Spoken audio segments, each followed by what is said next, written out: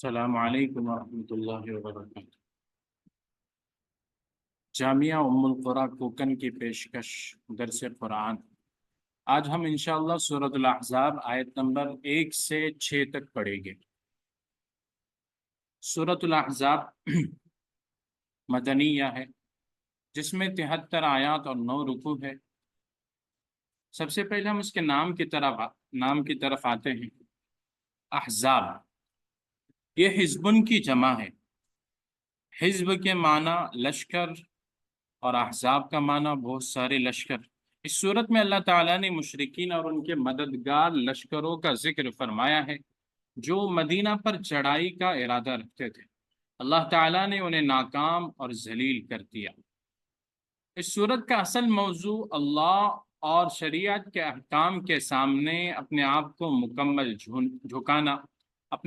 مکمل جھکانا، سرنڈر کرنا اور قدیم روایات و عادات کا بطلان اس صورت میں بیان کیا گیا ہے۔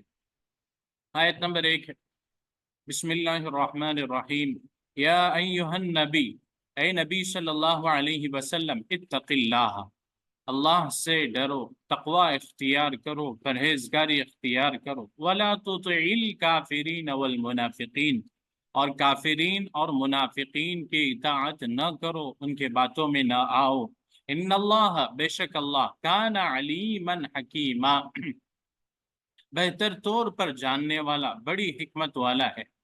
واتبع، آیت نمبر 2 ہے، واتبع، اور اتباع کیجئے، ما یوحا الیک، اس چیز کی جو آپ کے طرف وحی کی جاتی ہے، من ربک، آپ کے رب کی طرف سے۔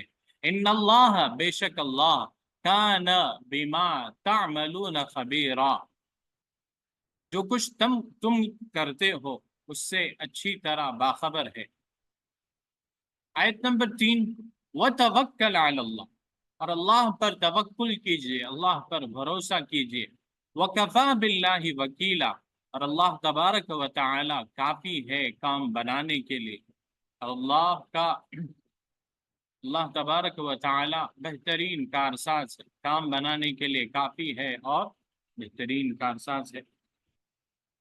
ان تینوں آیتوں میں اللہ تبارک و تعالی نے سب سے پہلی آیت کو لیتے ہیں، نبی صلی اللہ علیہ وسلم کو تقوی کا حکم ہے، اور ساتھ ہی یہ رہنمائی ہے کہ تبلیغ اسلام کے لیے رکاوٹ بننے والوں پر توجہ نہ دیتے ہوئے ہدف پر، مشن پر فوکس کرنا ہے، اور حکم الہی ہی کی پیروی کرنا ہے، اور اللہ پر توکل اور بھروسہ رکھنا ہے۔ اللہ کام بنانے والے ہیں، اور اللہ تبارک و تعالی کام بنانے کے لیے کافی ہے اور بہترین کارساز ہے۔ آیت نمبر 4 ہے، ما جعل اللہ، اللہ نے نہیں بنایا، لرجل، کسی شخص کے لیے، من قلبین، دو دل، فی جوفی، اس کے سینے میں، وما جعل ازواجکم اللائی، اور اللہ تبارک و تعالی نے نہیں بنایا تمہاری ان بیویوں کو، تظاہرون منہن، جن سے تم زہار کرتے ہو، امہاتکم، تمہاری مائیں، وما جعل، اور نہیں بنایا، ادعیاءکم، تمہارے منہ بولے بیٹوں کو، ابناءکم، تمہارے بیٹے یعنی حقیقی بیٹے، ذالکم قولکم بافواہکم، یہ تو بس تمہاری منہ کی باتیں ہے، یہ تو بس تمہارا منہ سے کہنا ہے، منہ کے ذریعے کہنا ہے۔ واللہ یقول الحق وہو یہدی السبیل، اور اللہ تبارک و تعالی حق بیان کرتے ہیں اور صحیح راستے کی رہنمائی کرتے ہیں۔ اب اس آیت میں 3 باتیں بیان ہوئی ہیں۔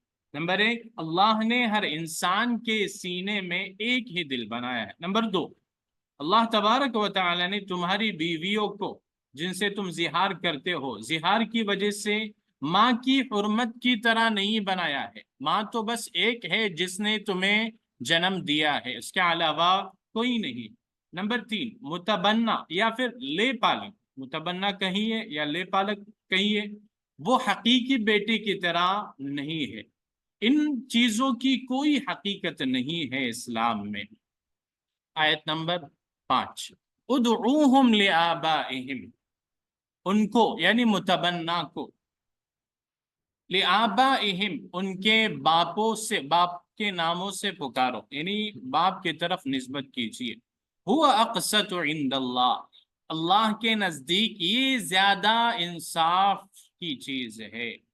فَإِن لَّمْ تَعْلَمُوا آبَاءَهُمْ، بس اگر تم ان کے باپوں کو نہیں جانتے ہو، ان کے حقیقی باپوں کو، والدین کو نہیں جانتے ہو، فَإِخْوَانُكُمْ فِي الدِّينِ، تو وہ تمہارے دینی بھائی ہے، وَمَوَالِيكُمْ، اور تمہارے دوست ہے، وَلَيْسَ عَلَيْكُمْ جُنَاحٌ، اور تمہارے اوپر کوئی گناہ نہیں ہے، فِيمَا، اس چیز میں، أَخْطَأْتُمْ بِهِ، اس کے بارے میں تم خطا کر گئے، یعنی انجانے میں جو چیز ہوئی اس پر تمہاری پکڑ نہیں. وَلَكِنْ مَا تَعَمَّدَتْ قُلُوبُكُمْ، لیکن وہ جو تمہارے دل جان بوجھ کر کرے.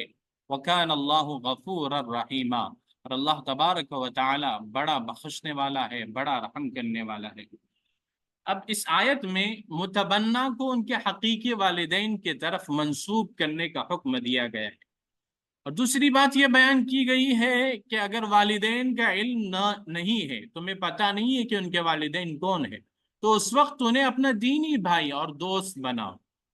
اس متعلق آپ سے انجانے میں اگر کوئی خطا ہو جائے تو اس پر پکڑ نہیں ہے، لیکن جان بوجھ کر اگر ایسا ہو تو اس پر پکڑ ہوگی. آیت نمبر 6، النبی، نبی صلی اللہ علیہ وسلم، اولا بالمؤمنین من انفسہم، زیادہ اولا، زیادہ عزیز ہے، بالمؤمنین، مومنین کو، من انفسہم، ان کی جانوں سے، ان کی اپنی جانوں سے، وازواجہ، اور نبی صلی اللہ علیہ وسلم کی بیویاں، امہاتہم، ان کی مائیں ہیں، یعنی مومنین کی مائیں ہیں. وَأُولُو الْأَرْحَامِ، اور رشتہ دار، بعضهم اولا ببعض، رشتہ دار آپس میں ایک دوسرے کے زیادہ حقدار ہیں، فی کتاب اللہ، اللہ کی کتاب میں. کس سے؟ من المؤمنین والمہاجرین، مومنین اور مہاجرین کے مقابلے میں. الا ان تفعلوا، مگر یہ کہ تم کرو، الی اولیاءکم، تمہاری دوستوں کی طرف، یعنی دوستوں کے ساتھ، معروفہ، کوئی بھلائی، کان ذالک فی الکتاب مستورا، یہ کتاب میں لکھا ہوا ہے، مستورا لکھا ہوا ہے. اب اس آیت میں اللہ تبارک و تعالی نے نبی صلی اللہ علیہ وسلم کا مومنین کے نزدیک کیا مقام ہے وہ بیان کیا ہے، کہ نبی صلی اللہ علیہ وسلم مومنین کے نزدیک ان کی اپنی جانوں سے بڑھ کر ہے، اور یہ ایمان کا تقاضا بھی ہے. دوسرے نمبر پر یہ بات بیان ہوئی کہ نبی صلی اللہ علیہ وسلم کی بیویاں امت کی مائیں ہیں، انہیں امہات المؤمنین کہا جاتا ہے، تو ان کا احترام آنکھوں سے، دل سے، ان کا احترام سر اور آنکھوں پر، دل سے کیا جانا چاہیے. ان سے نکاح جائز نہیں ہے. نمبر 3 پر، رشتہ دار ہی ایک دوسرے کے زیادہ حقدار ہیں میراث میں. میراث میں رشتہ داروں کے علاوہ کسی اور کو حق نہیں ہے. ہاں البتہ چوتھی بات جو بیان ہوئی وہ یہ کہ رشتہ داروں کے علاوہ میراث میں کوئی شریک نہیں ہے، لیکن وصیت اور احسان کے ذریعے سے ان کی مدد کی جا سکتی ہے. یہ جو مسائل ہے مفصل طور پر فقہ کی کتاب میں موجود ہے، لہٰذا ہمیں ان سے رجوع کرنا چاہیے. فجزاکم اللہ خیرا، صدق اللہ العظیم.